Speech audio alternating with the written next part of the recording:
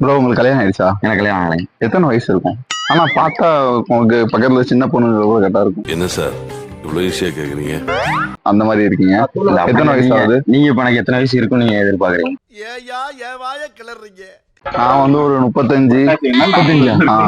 35 இல்ல ப்ரோ. அப்போ எனக்கு ஜஸ்ட் 25. 25. ஆமா. இந்த ஊர்ல எல்லாரும் என்ன சொன்னாலும் நம்புறாங்கப்பா. ஆனா பார்த்தா அப்படி தெரியலைங்க. முடி ஏற்பாடு ஆனதுனால அதிகமா ஏஜ் இருந்த மாதிரி. இப்ப கல்யாணம் ஆகல. கல்யாணம் ஆகலை. Okay. நீங்க வந்து ஒரு பொண்ணு பார்க்க போவீங்களா? எப்படி ஏதோ நடக்க போகுது. பொண்ணு பார்க்க போகும்போது அந்த பொண்ணுட்ட நீங்க இதெல்லாம் கேள்வி கேட்கணும் அப்படின்னு நீங்க நினைக்கிறீங்க? எதையாச்சும் சொல்லியா? இந்த கேள்வியெல்லாம் நான் கேட்கணும் அப்படின்னு சொல்லி ஒரு ப்ரிப்பேர்ல இருக்கீங்கன்னா இது வரைக்கும் எந்த பொண்ணும் பார்த்தது இல்ல. கேள்வி கேட்கணும்னா ஒரே தான்.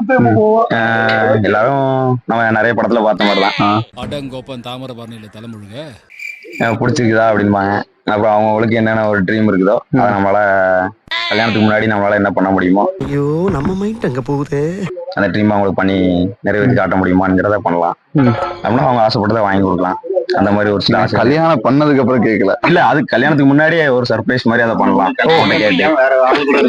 யூடியூப்ல லட்சக்கணக்கான வீடியோக்களை போட்டு ஒரு லைக் கூட வரலன்னா மனசு உடைஞ்சு போயிடும்.